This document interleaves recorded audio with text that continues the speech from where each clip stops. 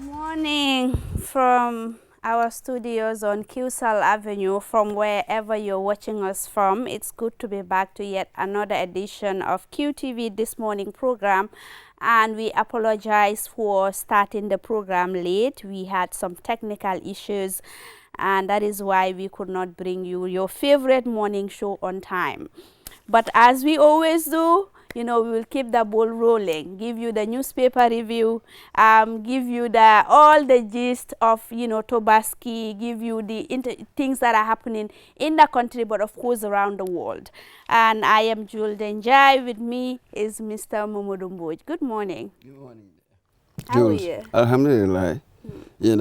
This is an interesting week, isn't it? It is. On the 25th, Africa Day. Yeah. Okay, today, 26th. Yeah. 27th will be Tobaski. So the whole week, 2 days, holidays, and Friday. Yeah. Quite an interesting week. It is. And then you can see that everybody seems so upbeat. There's a positive vibe, as it were, going on because of this, I feel. Yeah. Exactly. And our newspaper review guest is no other than Mr. Malik Ka, the General Manager of QTV Q Radio. Good morning, Mr. Ka. Good morning, and thank you for having me. This morning, like Mboj said, we are all in high spirits, considering that tomorrow is Tobaski. And, Tobaski, especially with kids, is exciting. When you have new clothes, everybody looking forward also to eating, meat. So, yeah, very interesting. It is, yeah. Yes. Isn't it? After we've complained about the price of ram, but so put that aside. That's every year, more or less. Every year. I don't know, Complain. but there is a lot of ram around, It is, but it's sheep, there is so much expensive. sheep. This is it. It depends on the size that you want to buy, I guess. It Some comes of with the the size. sizes are everybody. so small, but yeah, they're but expensive. they come with the price. 25, 30, Extraordinary, 50, isn't it? 100. Well, Yeah. there you have up to 50. There are some lean and mean ones, 15. You can have up to, it just depends on the budget, I guess. They grow by that size. Exactly. The lardoms you're talking about, 60, 75,000, I don't know. Some people buy that, but according a to the lot size just for of their one budget. day. Yes. It's the lower threshold. Yeah. Because from what I've heard, without 20,000 small ones, 20,000, I couldn't believe it. Yeah. Something That's like it. that. Exactly. Yeah, but don't stretch yourself. Don't exhaust your bank but account. the religion has categorized Yeah. what you can do. It doesn't have to be a sheep. I understand it can be a goat, depending on affordability and different categories. Yeah. So you are the one that looks within your means, your budget, and then you just cut your coat according to your cost. Exactly. Oh, I just wish the people were more religious, just as you put it, than that. Oh, come on, we are driven more by social status, how society is like, even the kids. Oh, you're not killing ram, you're killing a goat. They will make fun of you. I mean, let's be honest with our society. This is how we are. So everybody would be anxious to buy a ram. Yeah, but being practical, it depends where. In certain areas, if you Yeah. kill a goat, it's good enough for the kids around. It depends what area you're talking about. It's all about status symbol sometimes. Absolutely. But that's Religion what it is. is not that heavily demanding of us to do what we cannot do. So ultimately, if you cannot even do it, other people will have. That is the whole idea of killing the sheep, to give most of it away, as Exactly. to people that cannot afford it. Yes.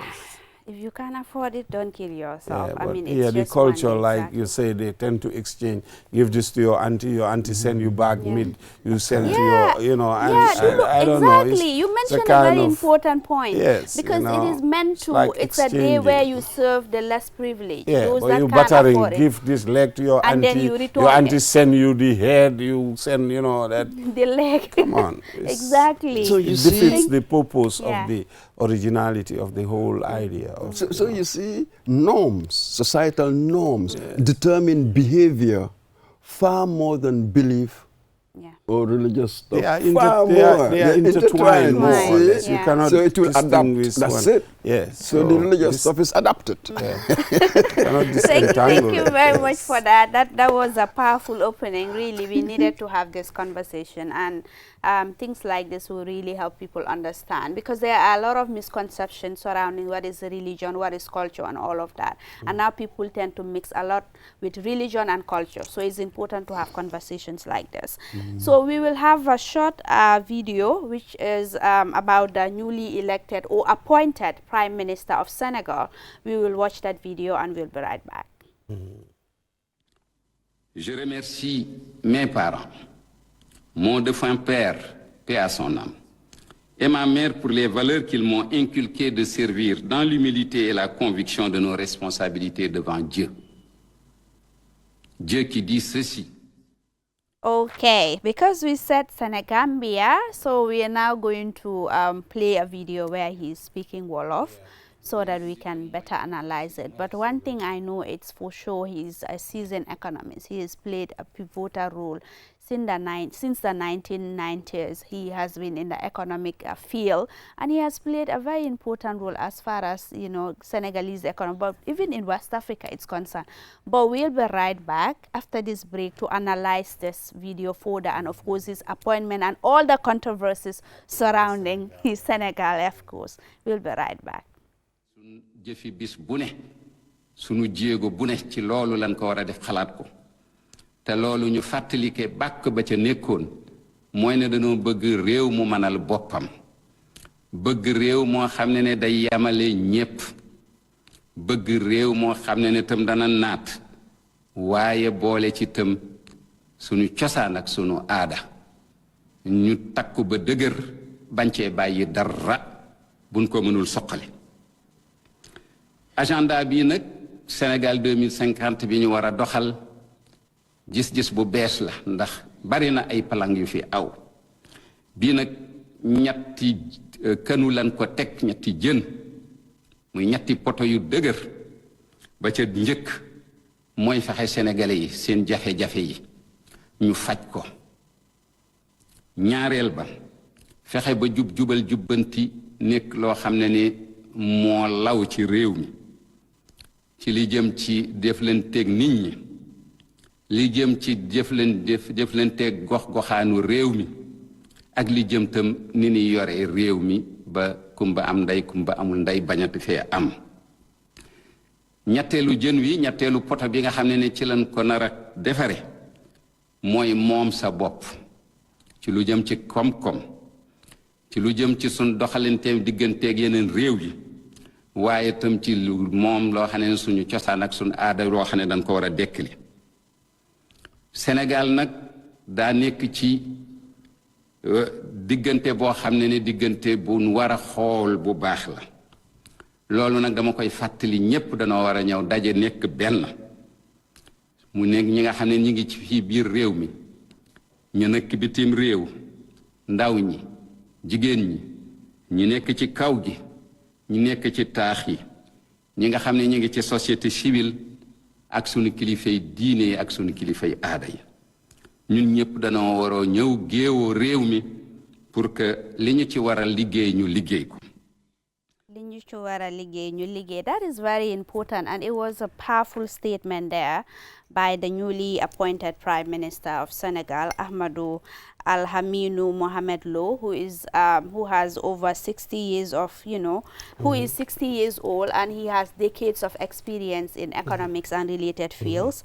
And he also served as the majority of his career was spent at the Central Bank of West African States. Exactly. So he played a very pivotal role, and also in Senegal as well, he served a key role there. So his statement, let us analyze it. At a moment, where Senegal is going through a lot of, back and forth confusion, especially with the then Prime Minister, Ousmane Sonko, and President Bassirou Diomaye Faye. What does this really mean for Senegal? Well, it's a transitional phase in terms of what is happening as we speak now. I think there is a session already taking place for Ousmane Sonko to be introduced back into the National Assembly. So there are a lot of processes that are taking place. They are very challenging times. Senegal is at a crossroad because naturally Ousmane Sonko is somebody very, very vocal. somebody that is very pan-Africanist in terms of his ideology, and he have mass followings in Senegal. And actually, if you look at the context, he is the one that also identified the current president, Bassirou Diomaye Diakhar Faye, and he was elected to become president. So there is this tension that was built into their relationship, even though they were comrades or friends before all this happened. But once you come into power, then the power start to play, and then the contradictions were obvious. They were there from the word go. So they can no longer walk, and then Senegal is suffering. So something has to give. So they were saying, well, will Ousmane resign? Will he be sacked? So he said he is the one that created this movement. So he's not going to resign. So therefore he have to wait. And Diomaye was saying, well, what do I expect from you? Because he came out and said, if I'm no longer happy and satisfied with him, I will sack him. Exactly. So that is ultimately what has happened. And then we have Al-Amin Lo, who is currently appointed as the new prime minister. I don't know what the procedure is, whether he's going to the National Assembly also to be, you know, endorsed. That is the case. That will also pose a different challenge, because Ousmane Sonko and Pastef, they still control the majority at that level. So there are a lot of hurdles that are there. So it's unfolding. It's a situation that started, you know, since unfolding this day. So let's see how it pans out. Exactly. Interesting times in Senegal, because you have a lot of people coming on social media when this happened. People are like, it's true. Others who are in support and others who are against, and others saw it as a betrayal from, you know, Diomaye to Sonko because of the role he played in, you know, making him the president of Senegal. But ultimately, there are people also, critics, saying that, you know, you can't have two presidents in a country, which at some point, even Pastef, some of the members there were addressing Ousmane Sonko as the president of the country instead of Diomaye. But you see, the argument has moved on. That's why we've got this new Prime Minister. So this is it. You described him as a seasoned economist, granted, a technocrat, essentially. But now you're a prime minister. There's a political dimension into it. How skillful are you in politics? That will determine your success or otherwise. Now, he mentioned a few things that would be his priorities. One, the hardship Senegalese people are going through. Granted, what are you going to do? The second one was issues of governance. How do you run what's going on right now? How do you run it? How do you clean the system of all the national, the unseemly stuff we have, corruption and all the rest of it? He talked about sovereignty. In fact, they built, as it were, the whole agenda of Pastef on this sovereignty, hence the relationship now with Senegal, with France. And he also talked about Senegal right now is at a crossroads. That was what he ended with. So the reason why he was advocating unity. We must come together and solve this. So we will see how things pan out. The fallout between Diomaye and Sonko, it was obvious from day one. Everybody knows that these friendships, well, certainly some of us of a certain generation, in 1987, Sankara and Compaore, oh, for God's sake, they were like twins. They grew up together, slept in other houses and all of that. But because of political power, you know, they fell out. So this is the pattern we recognize, even in the Gambia. Exactly. That's it. And you see a lot of people comparing so no Barrow surprises there. And Dabo with Diomaye and no surprises there. Now, what happens next? For me, that is really the interesting question. What happens next? When these things happen, now how do things pan out from there? It's going to get exciting, because for the simple reason that Ousmane Sonko could easily become the next Speaker of the National Assembly, because El Malik, who was the Speaker, have resigned to pave the way for him. So like I said, as we speak, you know, the session is ongoing so that he can be reintegrated back into the National Assembly. Once that happens, because they constitute the majority, they will vote him in. So there will be a lot of, in terms of issues of governance, it's going to be a very rough period for Senegal.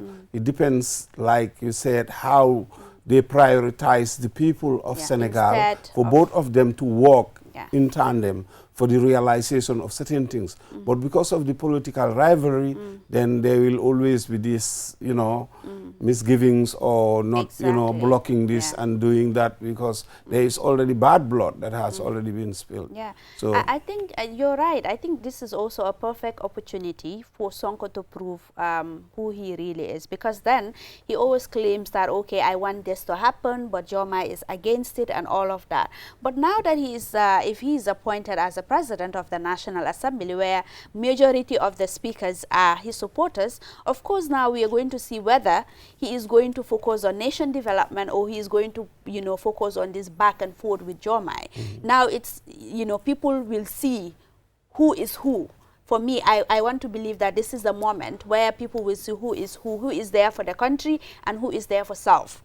For the fact that if big, you know, laws are brought forward at the National Assembly or big national issues, now let's see how the debate is going to unfold, whether it's going to focus on But that is not just for Sonko to answer to, Jomai equally. Exactly. They all have equal role to play. See how are they going to, you know, operate to accommodate each other for national interests. But if they don't, then the conflict will deepen and the rivalry, and Senegal will not be governed properly. True. Ultimately, it's the Senegalese people that will lose.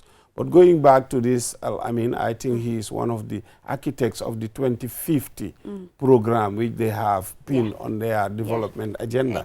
That they have this holistic program to which they want to, you know, focus on in order to register certain developments. But what is going to happen? Are we going to see a new political force emerge, a new political party from the other side of Jomai? What is he going to forge alliance with other political parties? Because if you look at this Al-Amin, he used to be part of the Macky Sall kind of work structure. He worked there. So some people are reminding him that, look, you were there when we talk about this debt that has spiraled, you know, blossomed to a level that we cannot handle, and you were part of the people that designed it, and now you are coming to. So there are a lot of talking points that we have to interrogate and see in terms of the developments in Senegal. But we'll follow. Now let's come back to, you know, the headline making stories. Home, we have the Foroya newspaper, and of course we have the Observer 24. And on the Observer 24, the main headline is Barrow says Gambia's progress rests on the shoulders of its taxpayers. Of course, we are a tax-based economy, so. Yeah, but it need not be tax paying is important, of course, because that's what you use in order to, you know, fund a lot of, you know, the developmental things. But also, are we using it also to service the debts and the debt interest? I think for a country to really develop and progress, they have to focus. And I keep saying that whenever I'm on the platform, that the productive sector is the basis upon which development can be hinged upon. Because if you don't have the ability to repay your debts, you know, with what you earn, then you are just going into a black hole, which means you are going deeper into it, because you will always be taking loans, reservicing debts. So all that the taxes you collect will not be sufficient to address your developmental needs. So what are the issues that you would need to alleviate poverty, to ensure you register progress and development? You have to focus on linking production to industrialization and all these things. So it's doable, but it's that the framework that has been structured in order to attain that. It's not really tax, it's productivity, as you said. Tax, absolutely. Look at our economy. I didn't know 70–75% informal. A lot of people do not pay tax. The taxes we collect are really paid by few. When you work in a company such as ours, you have to pay tax. But do you know how many people are offering commercial services, but it's an informal sector, so they're not paying tax? So this is the challenge for the state. This informal, massive chunk of informal sector, how do we formalize it? That is the challenge for governance, for the government. What structures do I put in place such that they will be formalized and they'll pay tax. As I say, you tell me that you're selling peanuts. I said, fine, a week, give me transu. Do you know the thousands of people who would give me that 25, but if I add that up, you know, it can make a difference. Yeah. So, hunger, it's not too small. Yeah. It's never too small what I can give, because cumulatively, it can make a difference. And then you feel that sense of ownership. You belong because you've contributed. True. Yeah, but that's the argument that GRA is posing, that they are becoming more and more efficient and they are digitalizing most of their collection, and that is one of the reasons why they are collecting more than they used to before, because of the inefficiency, all these leakages, you know, and people that are avoiding, you know, because there is tax avoidance and evasion. Right. So all these things are being plugged. And how do they do it? They say they are going to, you know, restructure the whole collection, you know, and then digitalize most of it, so they will address it. So most, and they're saying all this collection is reflected in terms of what you see. True. Because we have seen a lot of secondary roads, a lot of primary roads, and also generation of electricity, and also, well, other aspects. That is the argument, that they are applying it back into society, and society is witnessing that. So they say, yes, it's tough, it's difficult, but you're getting back value for money. There is also another school of thought that is also arguing, okay, is creating more and, you know, focus on just collection rather than also productivity. Yeah. So we have to look at these areas rather than focusing on tax collection to the extent that we forgot to invest in the productive areas of the economy in order to carry the entire economic base, so that, you know, we can we can service our debts, you know, pay the interest and all these things, and generate electricity for that matter. Absolutely. Just quickly, I understand that bit, making the system, the current system, more efficient, isn't it? Absolutely. But here I'm really talking about broadening the base. Oh, yeah. Which is a slightly different thing. Yes. Absolutely. That's part of the efficiency. Isn't it? So what structures do I put in place? This will require innovation. It's really a very difficult thing to do. So how would you put in a structure where gradually you can rope them in, as they say, into the formal sector? Yeah, but you have the area councils. That's what they do. Collecting, you know, as they go around. Exactly. Collecting, you know, collecting from all these market vendors. Like you say, this $5, $10 thing, you know, and also collecting from the, you know, vehicles, transporters, and all these things. So at the informal level, it depends where you are located. They are collecting. If you sell as a vendor in the markets, I assume there is something that you have to pay in order to have the privilege of sitting in a corner and be selling. So there is that aspect. But how are they working that with local council and also central government and all these things? Sometimes it doesn't sync. Yeah, it doesn't. And that's where you have the gaps also, and then wastage and leakages in terms of your collection volume, the scale of which can be changed. Thank you so much, Mr. Ka. That was a very good analysis of what is happening, especially on the last story. And we will now take a leave of you. But before that, I know that time is against us, but Aliu, please, just one moment. As the General Manager of QTV, Q Radio, tomorrow is Tobaski, just to, you know, allow you to wish our dear customers happy Tobaski. Mangi TV later. That was my boss. Yeah, I like that. Yes, tomorrow it's Tobaski. So before we take a leave of you, just 1 minute to wish our esteemed customers happy Tobaski. Yeah, like we always do, we wishing you in yep. Ñu leen a ndokkale. Di leen ñaanal wér ak wérle ngeen fekkee ko ci at yu bari, parce que li muta ñaanal doom aadama rek mooy wér. Wér soo ko amee rek am nga lépp. Den leneen li yëpp mooy sa nguura ak góorgóorlu. Ñu leen a ñaanal mu oyof yëpp, especially waajur yi. Ba pare xale itam ñu ngi leen a ñaax ñu enjoy ko te moytu yëfi xeex xuloo ak def tafaar. Waaw su ko defee ñëpp ñu julli si jàmma, ñu ñaanalante, ñu ñaanal réew mi tam mu am naataange ñu ñaanal njiiti réew mi ak ñi nga xam ne ñoom lañ dénkal réew mi muy borom ndombo tànk yeeg jëwriñ yi ñu def liggéey boo xam ne bi bu rafet la nga xam ne éene bi ak jubluwaay bi mooy li nga xam ne lii nii dafa faj suñ métit yi ak suñ jooy yi jamono neexut xam nañ ne àdduna bi mu ngi lëmbe lu bëree ngi nekk di xew te ñun we are not an island ci àdduna bi lañ bokka li xew feneen mu ngi impact fii moo tax ñu war a gën a góorgóorlu taka suñ ndigga nga xam ne dinañ def yu bëri yoo xam ne yii nii mun nañ koo liggéeyee fii ñu jëriñoo ko nga xam ne suñ dépendance nañ ko wàññi so ñu ngi leen a gërëm daal di leen ñaanal ñëpp jaama kër fa yeeg borom njiiti diina yeeg njiiti aada yeeg ñëpp ñu ngi leen a ñaanal jàmm ak wér fekkee ko ci at yu bëri tam and xale yi suñ demee ndéwé na dem Salibo ñu teel a ñibbi go home early you keep your parents worried. And yeah, Baba, thank you very much, Mr. Khan. Congratulations once again for winning the GRA award tax for QTVQ Radio. Congratulations. We're so proud of to be associated with this great institution, really. Thank you. Yeah.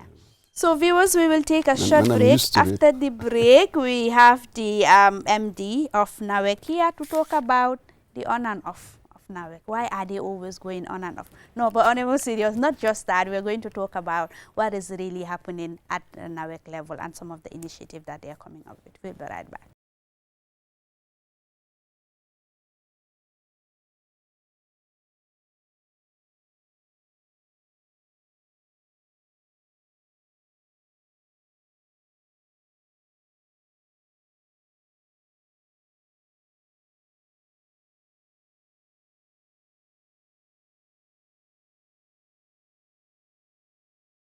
Welcome back. If you're just tuning in, this is QTV This Morning program, and I am Jul Denjai. With me is Mr. Momodou Mbodj from the newspaper review segment. Now we are heading to the second segment of the program, and I have with me Mr. Gallo Seidi, who is the managing director of NAWEC, and of course I have here with me Buba Baji, who is the communications officer of NAWEC. Good morning, gentlemen, and welcome to QTV This Morning. Good morning. Good morning, Julia. Thank you. So I'll start with Mr. Gallo Seidi. Mr. Seidi, what is going on right now with NAWEC when it comes to the initiatives that you've rolled out? Basically, what is the state of NAWEC as we speak? So the state of NAWEC as we speak today, the current situation is just bad timing for NAWEC, and it's beyond NAWEC's control. So the geopolitical environment that we are in affects everybody. So we in the Gambia here, we are not getting power only from Gambia. Most of our power is coming from through the OMVG line. So if those people are affected, it affects us. And I've said this at one of our conference meetings. We did some conference meeting, and I've explained that to the public, that the geopolitical environment, because everybody is using, those who are using thermal energy will be affected. We are using it, we are affected. Guinea is using it, they are affected. Even Senegal is using it. So that is having an impact on what we are doing today. Now, secondly, we have a technical problem on the OMVG line, which is beyond our control. So right now, even our neighbors who are also supplying us have lost about 100 megawatts of power shortfall, and they are also load shedding. So that's why the ripple effect is also on us. But it's not like a permanent situation, it's a temporal situation, because it's a technical problem that is going to be resolved. So it's a matter of just time. The problem we have is just the timing. I can appreciate that we are in a festive season and the expectations are very high. We are all in the same environment. So if you don't get electricity, or even if it affects your water supply, I can appreciate the frustrations that the Gambian people are feeling. But this is a problem that is beyond just the Gambia. The sub-region, you go and find out for yourselves, you'll see that all these countries are also having the same problems. So people are load shedding, and I've said this before. It's going to continue until we get to a point where we now fix our problems, not just within the country, but regionally and around the globe. If the war stops fuel costs go down, it will have a big impact on us too. So these are some of the problems we have. Right now, there's a big shortfall on power coming from Senelec to the Gambia because of the technical problem, and that is why we are also asked to reduce our uptake from them. So what is also helping us to supplement is we're bringing back our generators. Okay. So some people are saying that, oh, we are relying 100%. It's not 100%. Okay. You know, we are also working frantically to try to bring that all our generators, not to run them 100%, but as backup for security, for systems like this. And that is in progress. So right now we are pumping about close to the 13.5. We were at 23, but one of the generators is down for maintenance. That's why we are now at the 13.5. And also we have the solar plant in Jambur. Yeah. So the solar plant also is helping. Like during the day, normally we don't load shed, right? So we are supplying power. It's during the peak period when the demand is very high, not only in the Gambia, within the entire sub-region, because this is the time people go home, the ACs are on, and everybody wants power. So the demand shoots up. And because we are all interconnected, we cannot, as a small country like the Gambia, destabilize the regional grid. So we will be asked to reduce our supply to what they can give us. And that is why we are complying with that. So these are the issues we are going through. It's not permanent. Okay. It's a temporal problem. Okay. And if it is fixed, we go back to normality. Yes, that's the So thing. what are we giving in terms of our electricity supply? You did mention that other countries have 100 megawatts. How about the Gambia? No, what I was saying is out of the power that they are supplying, Yes. for example, in Senegal, one of their power plants have a problem, and they lost 100 megawatts. Megawatts, okay. So which is a big amount. So that affects the entire district. Even they themselves are load shedding. Okay. You know, so this is the problem we have. But do we know a specific timeline where when this will be addressed? So we were expecting that they would have, they were talking about by the end of the month, towards the 15th of June, they would have resolved it. But in the interim, they are also frantically working on other options to see whether they can bring up some more power generations and send it to us as we speak. So, Mr. Baji, in terms of, you know, Gambian being electricity fully independent, we know that before you have this partnership with Partnership, but again that contract expired, and I'm not sure of the state of, you know, partnership with Partnership and also Senelec.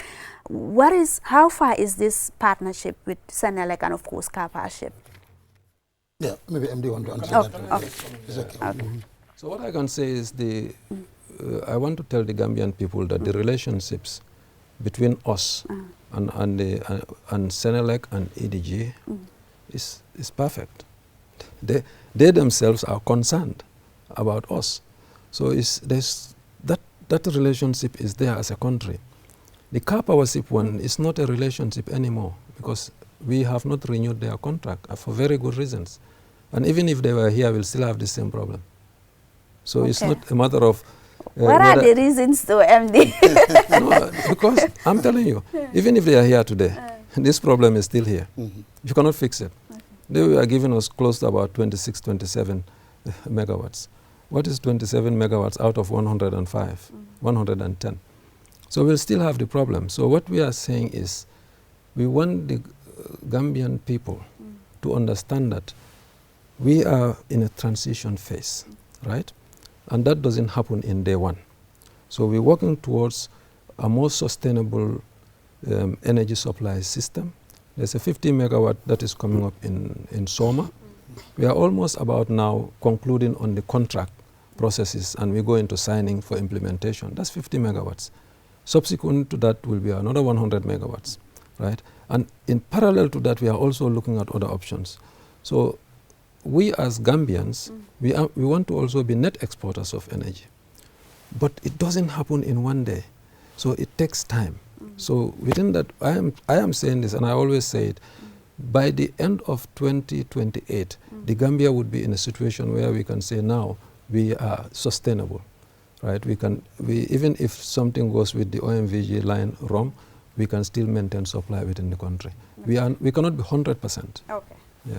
So, Mr. Baji, Yes. this load shedding that is happening currently, which communities are affected due to this load shedding, or is it nationwide?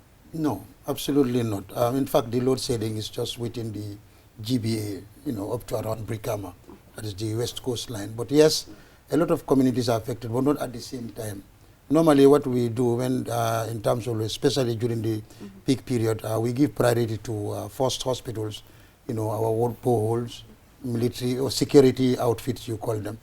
These are priorities that we give always, and we make sure. But recently, because of the feast, as of last week, we've started giving more priority also to markets, and then especially Brikama, Bakau, the Banjul, the big markets, so that also we understand, as MD said, the feast is around, my children, your children, our children are all going to the market waiting for Taylor Sarah. So those are also priorities we are giving to them.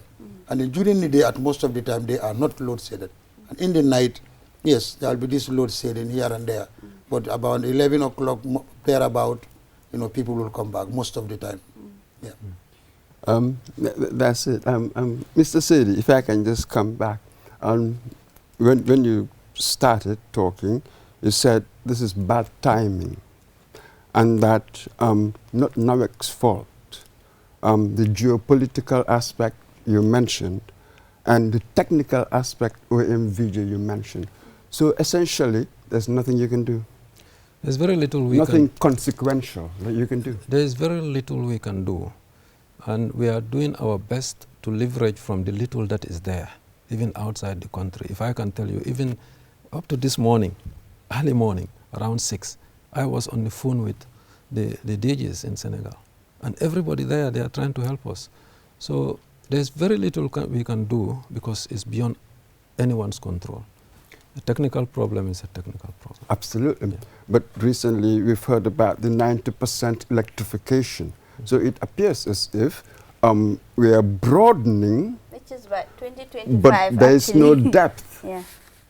The structures, just as you said, there's very little we can do within what's going on. It appears that most of our consumption is really sourced outside.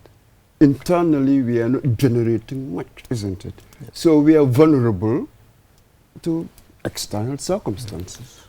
Okay, coming back to the access, in terms of giving access to everybody, I think the narrative around the fact that, oh, why are you extending, right, whilst you don't have enough, I think is narrow-mindedness.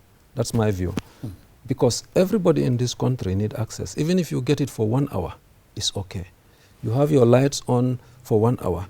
You have a right to it. So providing that access is a positive thing for all Gambians.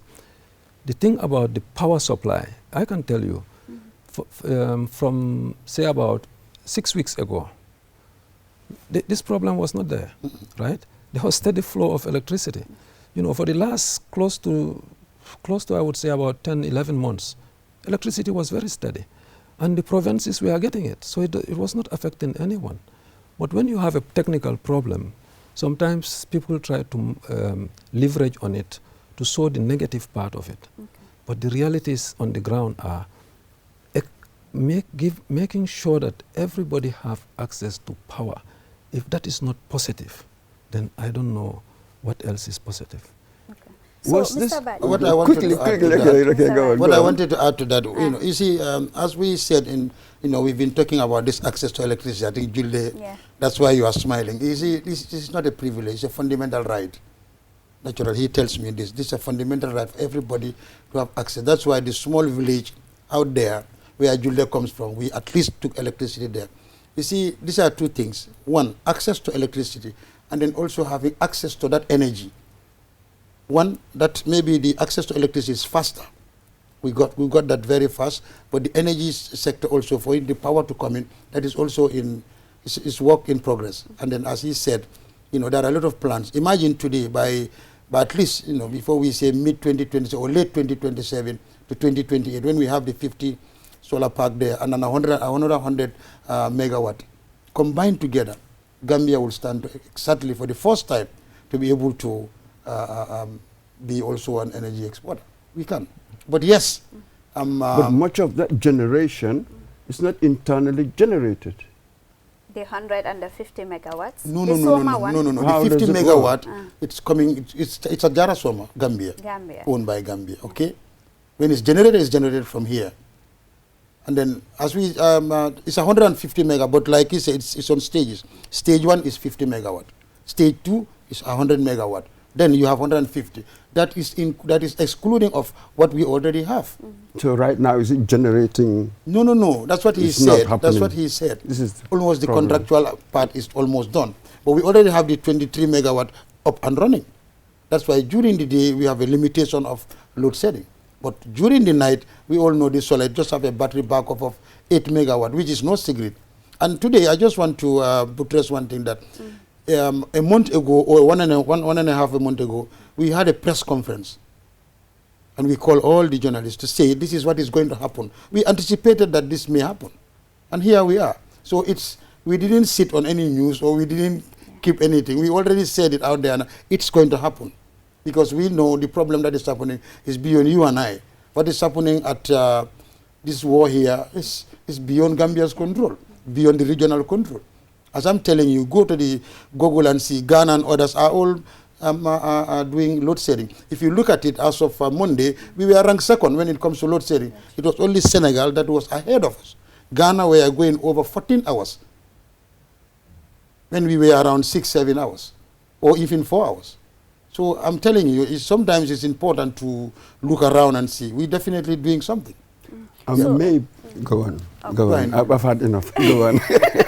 So in terms of, I know that aside from the geopolitical issues that is happening, which is affecting NAWEC's operation, is it safe to say that it's also, this has to do with capacity issue also? Do we still face capacity gaps as a result of the frequent power outages that we are facing? Okay, I can come there, right? So that's a very good question. So I'll take you back to what I said before. About 6 weeks ago, to up to about 11 months or 12 months, the problem was not there. And it's the same people who are running the system. So yes, I'm not saying that we have 100% capacity. We still need more capacity in this country, I can tell you that. We still need more technical capacity in the country. But in terms of running what we have, it has been running before. So which means they are capable to run what we have. The problem we have now is the technical problem that has occurred. That was the problem. Okay. Legi, ñu dellu to our national languages. Dama bëgg a xam ne rek because ñun doon wax ne last year or so NAWEC mu ngi owe Senelec ak Car Powership ay billions of dollars. How far with that loan boobu noonu? Okay, so I can tell you that I will not go into numbers, right? But the owing can never go away because it's the way a contract is. So we take and we pay after, right? So we owe them. We owe them money, but the problem is not the money. If it is the money, we would have been going through this problem since 2023. We will not be able to resolve it. But what I can tell you now, NAWEC as an institution is positively going up, and it's in the media out there. Our books are showing it. Financially, we are getting better, yeah? And with time, we will even get much better. But the problem is for now, like I said, we are in a transition phase, and that transition phase comes with some weaknesses. And those weaknesses are what we are exposed to like today. But the plan, we are not just sleeping. The plans are there to try to make sure that we have enough generation locally, so that when we have a problem like this, we fill the gap. Okay. But yes, owing, we always owe. Even with Car Powership? No, all is paid off. Car Powership areas have been paid off before they even left. They was paid off 100%. Because the World Bank even helped us to pay them off, right? And then the areas that were left there for them through another facility we were taking from ITC, I can tell you for now is zero. We've paid everything from our own sources. So financially we are getting better. I'm not saying that we are there yet, but we are on a positive track. So, Mr. Baj, actually, I'm not, maybe a more basic question. Let me put this in wall of. Actually, they consume. What percentage of it they generate internally? It's a very basic question. A realistic idea of the scale of the problem ahead. Well, internally right now, I would say close to 18 to 20%. 18 because to 20%. The peak demand is close to 110 megawatts, right? But during the day, we have the solar plant there. It's about 19 megawatts, right? And then we have our own generators there. Right now, because the G5 in Kotu is down and it's been maintained, we are left with about 13.5 megawatts. So if you take the 20 of the 100, we are close to 20%. Granted. Now, so like 80% will depend on wherever. Yes. 2026, 2028, sustainable. Sustainable. Can you imagine 80% you can do it in what, 2 years?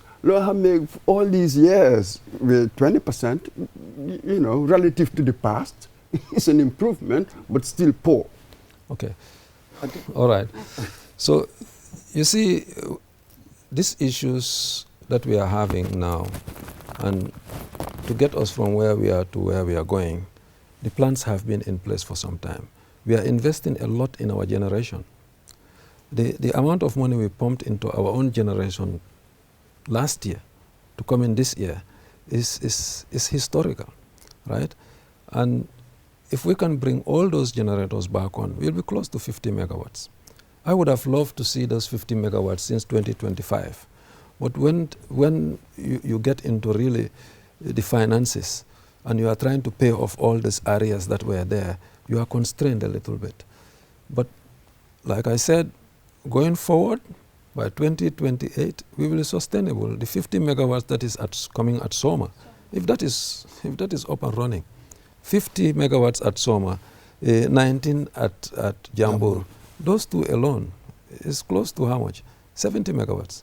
Granted, you are treating them as facts. Right now, it's just a promissory note. This is what it will do in the future. Mm-hmm. We do not know. So you want to rely on that. You want to rely on that, so, in such a way that it is unjustifiable, given that, well, it's just still a promise, not a reality. So it is not a reality, sir. Okay, so planning is not just a promise. So I wouldn't come here and tell people that some things that I don't have visibility on. I am not that type. I might as well just go home and forget about this job. The facts are there is visibility. We are going to sign this contract for 50 megawatts. So that is a reality. It's not just a promise, right? Now, our generators, I'm telling you right now, we're spending billions on it. And that's a reality. It's not a promise. Now, our relationship with our neighbors is a reality, not just a promise. There are some things you don't put out there in the public, right? Because it's not for public consumption. But NAWEC is moving forward, and the government is giving us 100% support, and plus our donors are supporting us to move forward. Look at the metering system. Where is it now? Much better than where it was, both for water and electricity. So there are positive things happening. News is, what makes news is bad news, right? That's anywhere you go. But the realities are, where I am sitting, I see NAWEC in a positive trajectory. And the only thing that can derail it is negativity. So let's all be positive. Let the Gambian people bear with us that we are Gambians. We mean well for this country. Exactly. Yeah. Especially with the new app. I know time is against us, but we won't leave here without talking about the new app and the other initiatives that NAWEC is coming up with to improve its service delivery. Mr. Valle, talk to us about it. Thank you, Julie. I'm happy that you brought this new app, the positive one. We call it the new baby. And I'm not sure if Mr. Mboj and you have even, if you have downloaded. If not, please go ahead and do it. BBC la? Yeah, BBC. Born before computer. But anyway, yes, the new app is a game changer. Yeah. He names it as the game changer. And yes, it is the game changer because with the new app now, you don't even need to come to us. Yeah. You can receive your water bill, pay your water bill through the app. You can even apply electricity, you can pay your bills, you can buy gas power.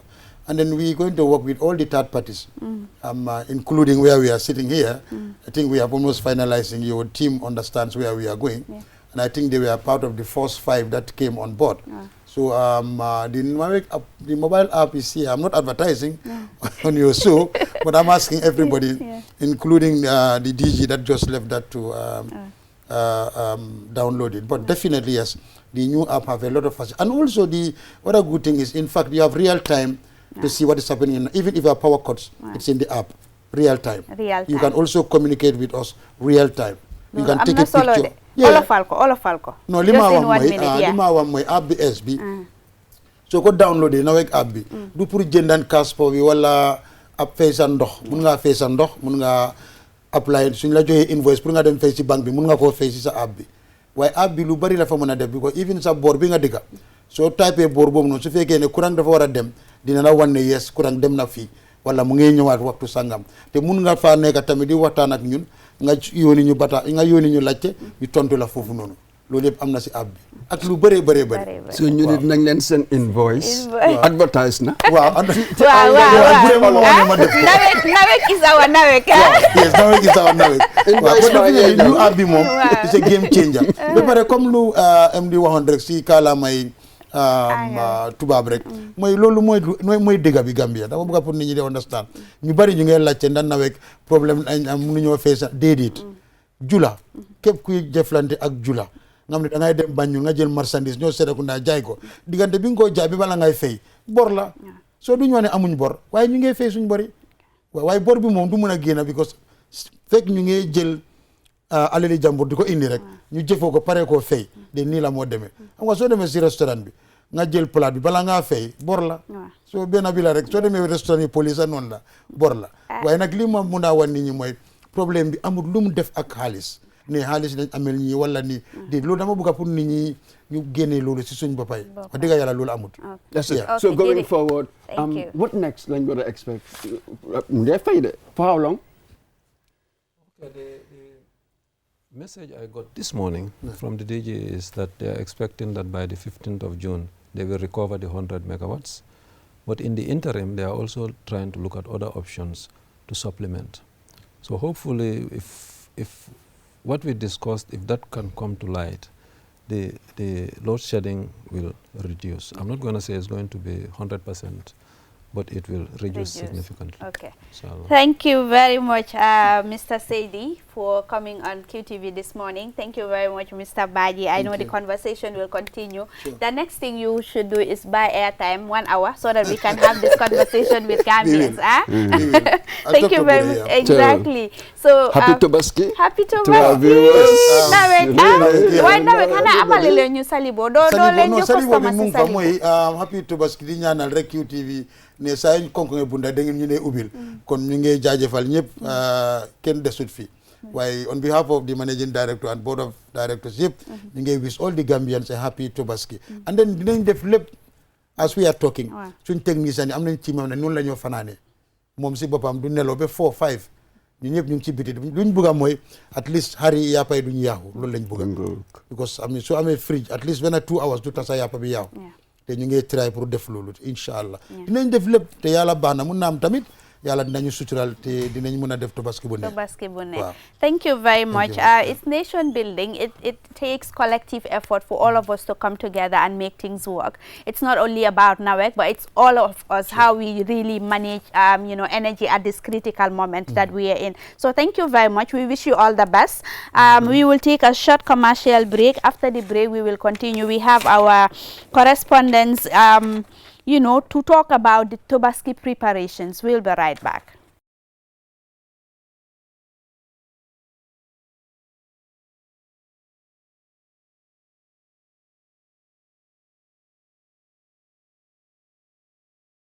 Welcome back. If you're just tuning in, this is QTV This Morning program, and from that segment with NAWEC officials, we now head to Banjul, the ferry terminal, to talk to our correspondent there, Usman Jata, to know about the level of Tobaski preparations there.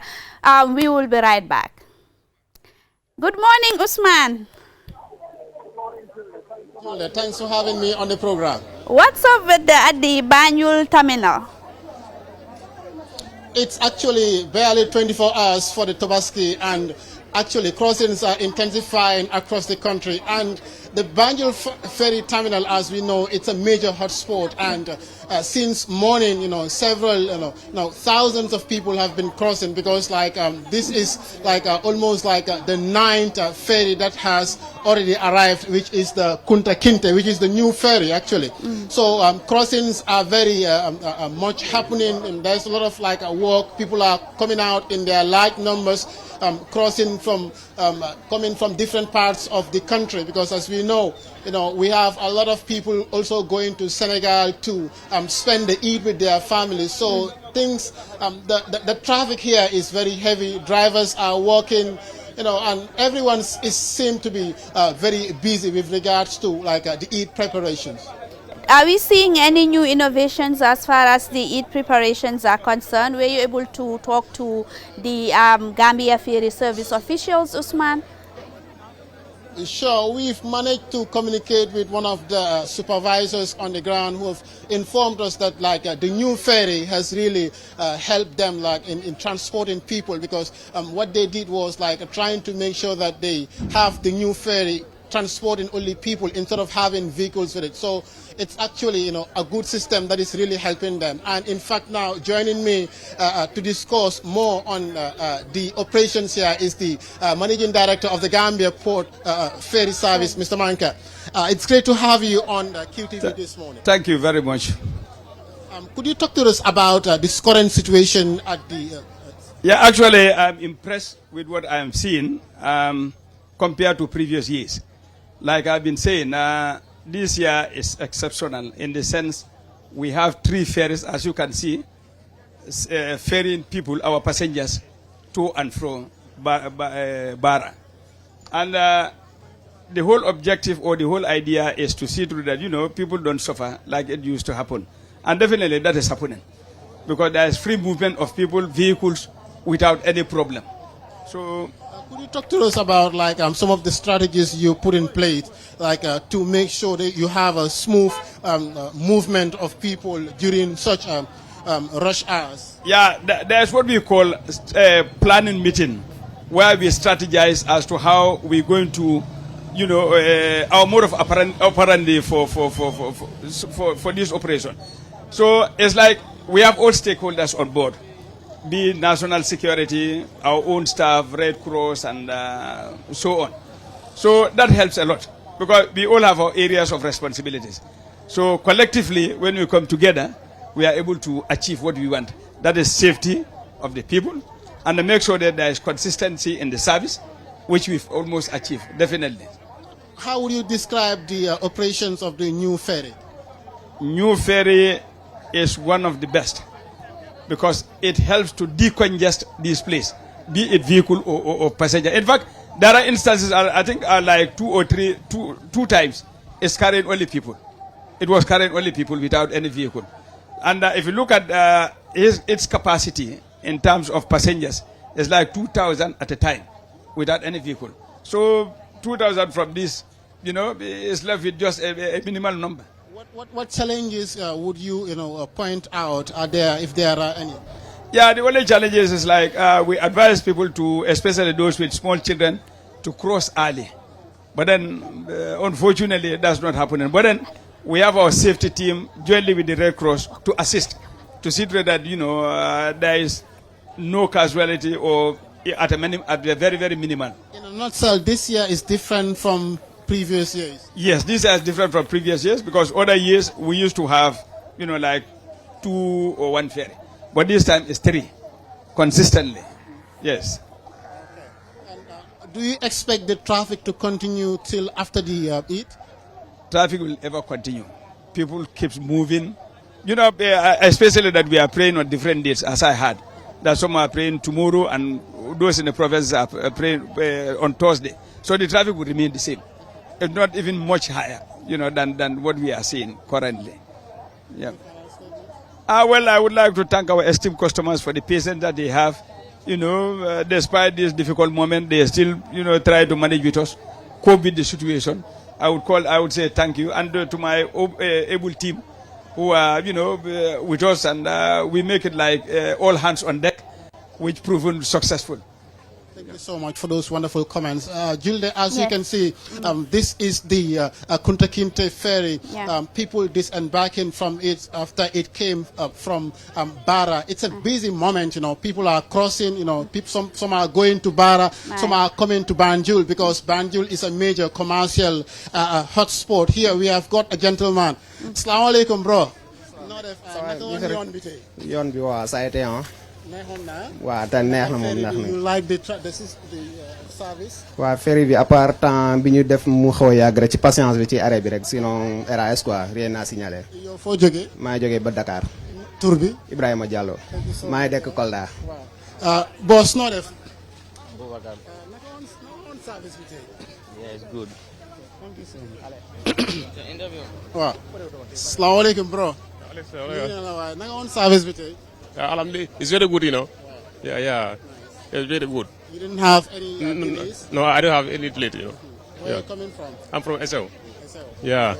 Your name? Yeah, camera. Thank you so much. Yeah. Bro, naka on yoon bi tay?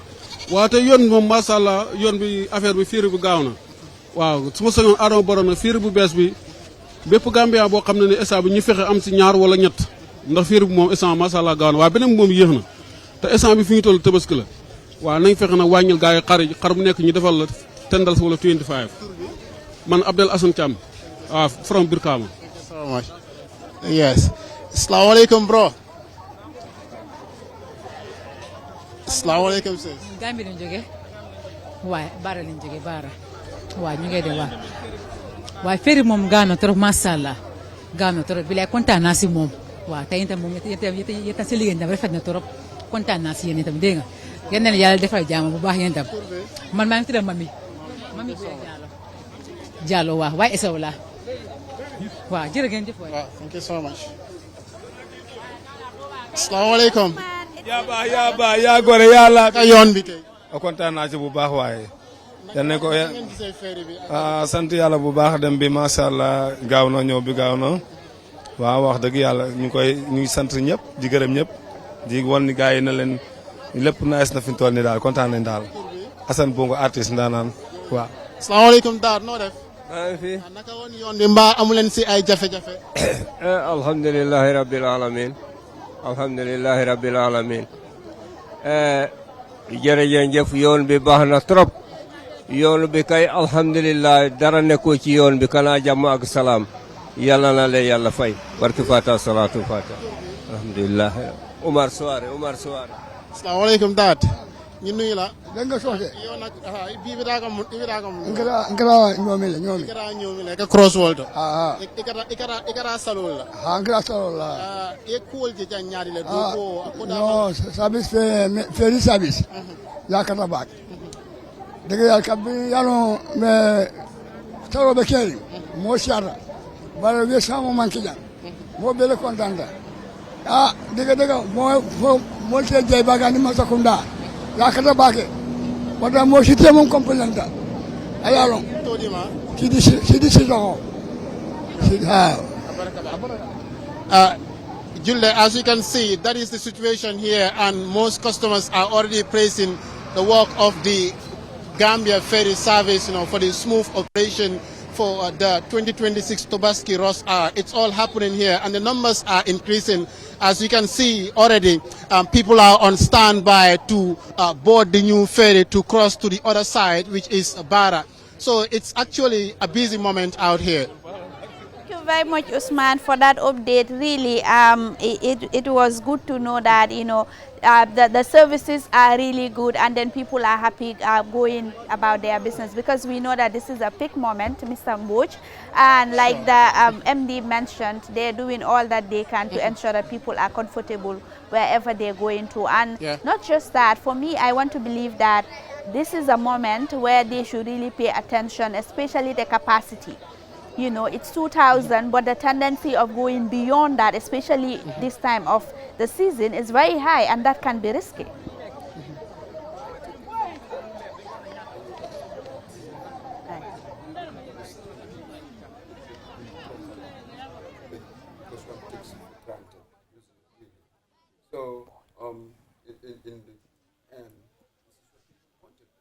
luckily, 3 ferries, none of them broken down, so one would expect smooth crossing, really.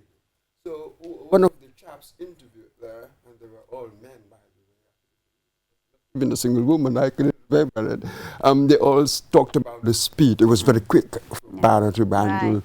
It would have been interesting to know what more, what else was really good about the ride. How's the service within? And it would have been interesting to know more about the ride itself, the crossing itself. Especially with the new ferry now. With the new ferry. So, what is the wow factor? Is there any?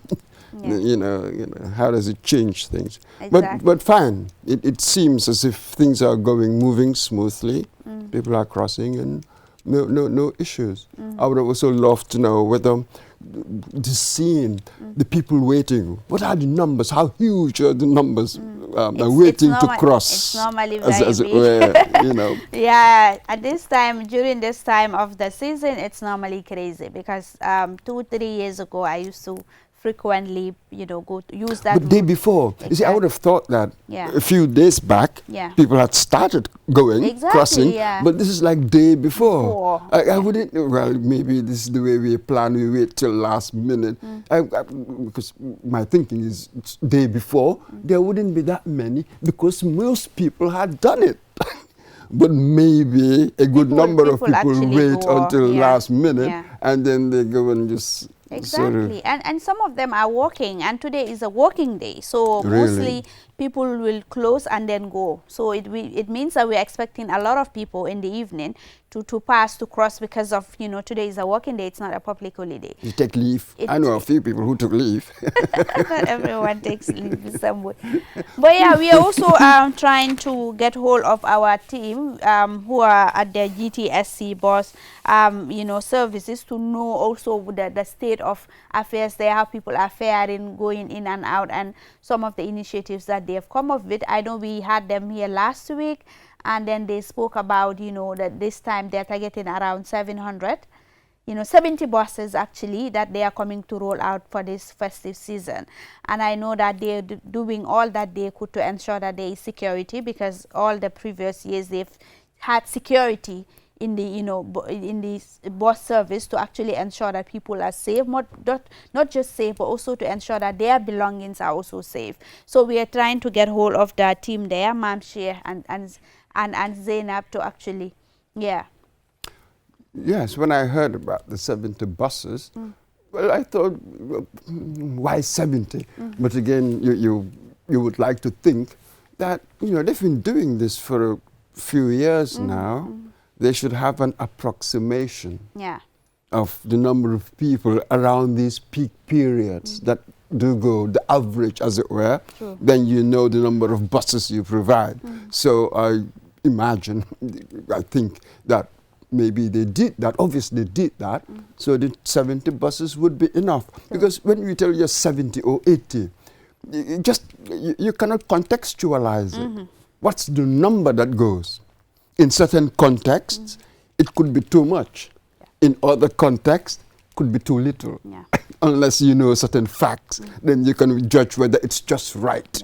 So I suspect that they had done their homework, knowing approximately how many people travel around this period, and that's the number of buses that would cater to their needs. That sort of thing, obviously. I mean, this is a peak period, and then because we asked when they came here, I and Balde, we were like, okay, how about maintenance and or servicing these buses to ensure that they don't have any breakdown, because of how they come and go a day. I think they come and go like 2 to 3 times a day, and that is a lot. So it means that the buses need to be in a very good condition in order to accommodate people and not to have any breakdown as far as this festive season is concerned. Well, you're talking about management. Essentially, it boils down to that, isn't it? Exactly. Yeah, how well are they being managed? I don't know. Yeah.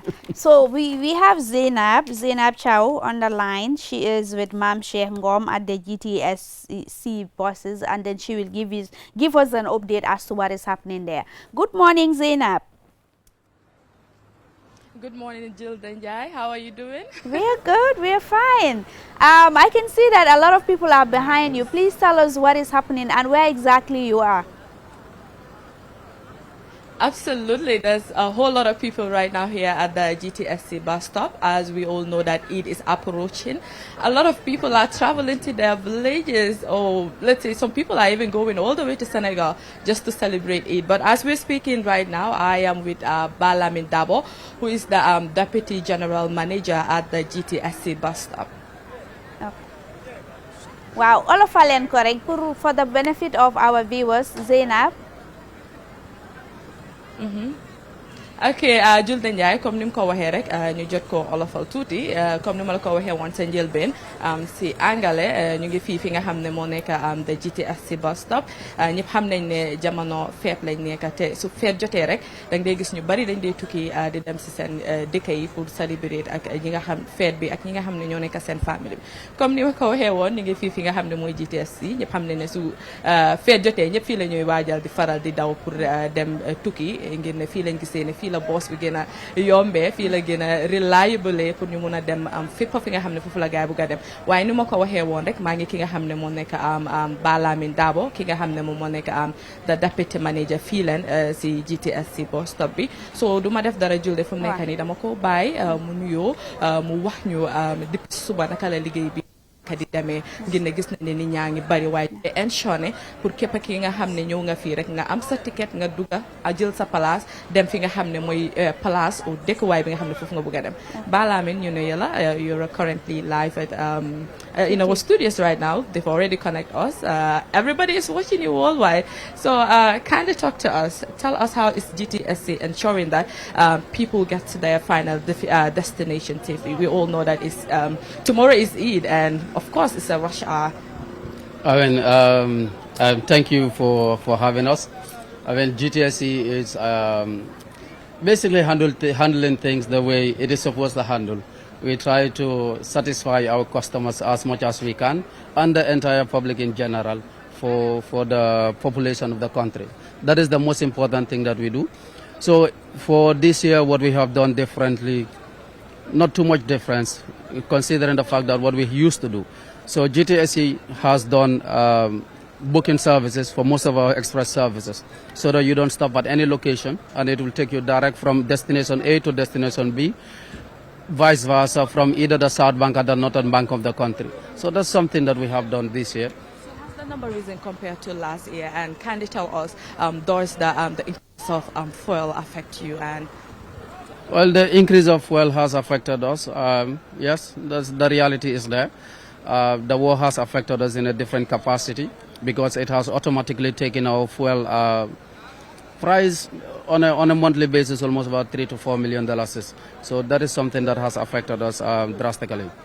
Now, when it comes to the passenger numbers are a little bit higher this time around. I think because of the reliance on GTSC and the service that we provide, which to us is a good thing because it means that we are doing something right for the Gambian people. So that's something that we like to see.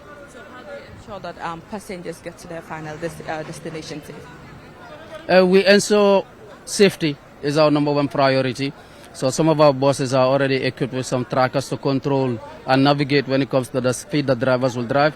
And then of course we have already done rigorous training for our drivers to drive the bus safely. So that is something that is fundamental in our operations. So, and of course for the past 2 days we have not heard about any incident, and we pray to be hitch-free, to be incident-free during this period.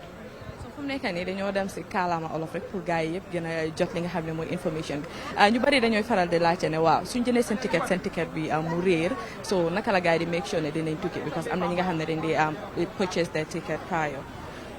Luñ def mooy we have some kind of like handwritten stickers on the buses, and we have an PA system, an announcement system pour nit yi yëg ne seen bus bi bii lañ war a dem.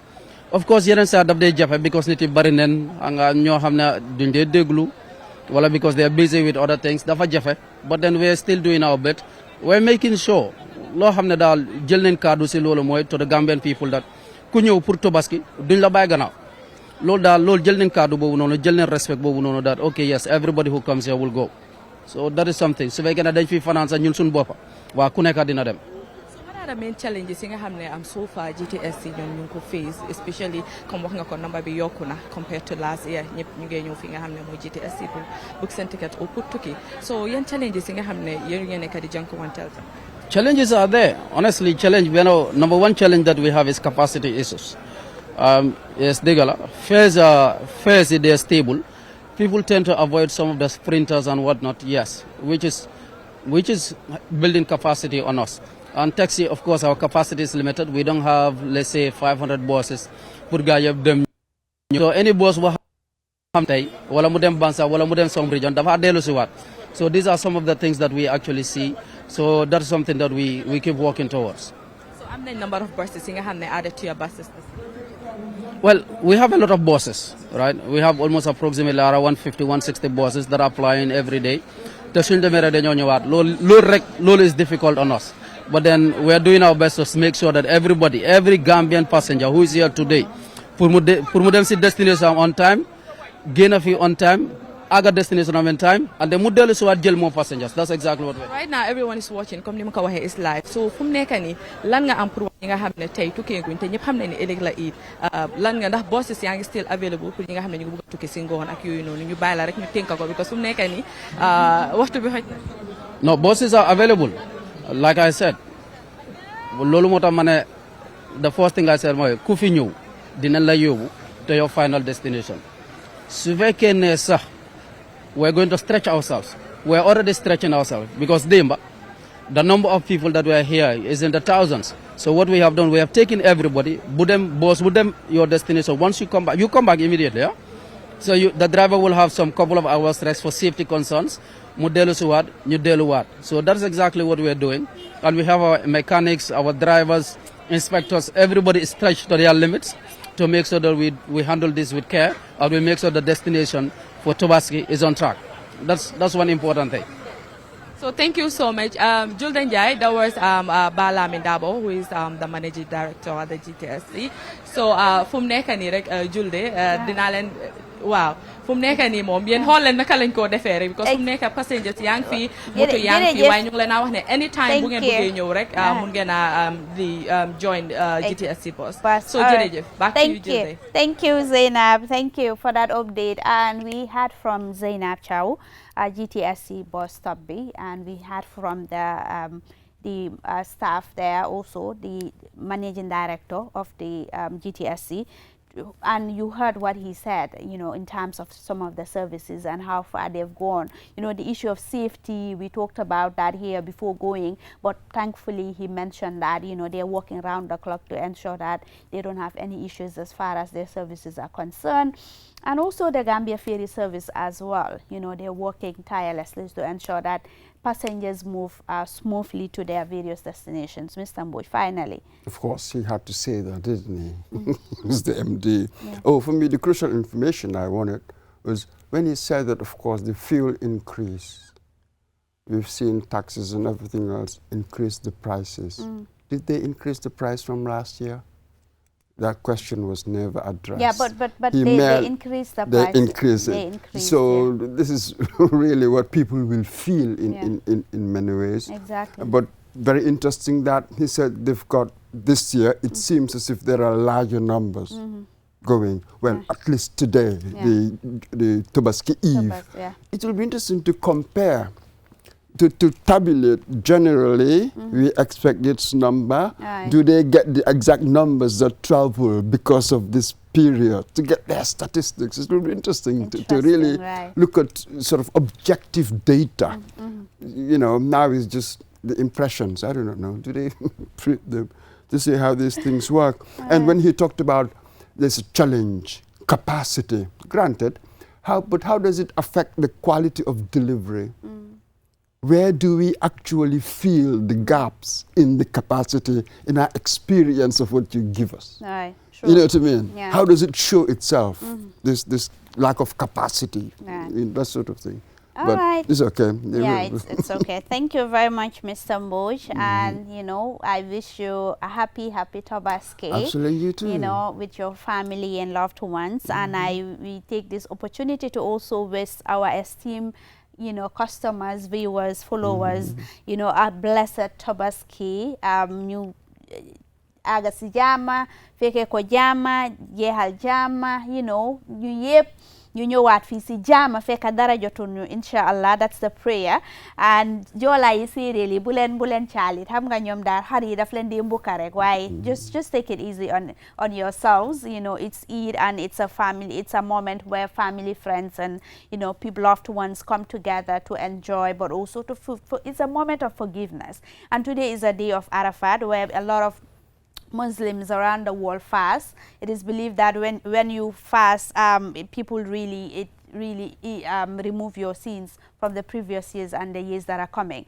So it's a opportunity for people. Yes, thank you very much. But just to say, because we started off the newspaper review with the Senegalese newly appointed Prime Minister, but just to update you that Ousmane Sonko has been reinstated to the National Assembly and he has been appointed as the President of the National Assembly of Senegal. Bye-bye until we come your way next week, inshallah, for another edition of QTV This Morning. Is a bye and happy Eid from us.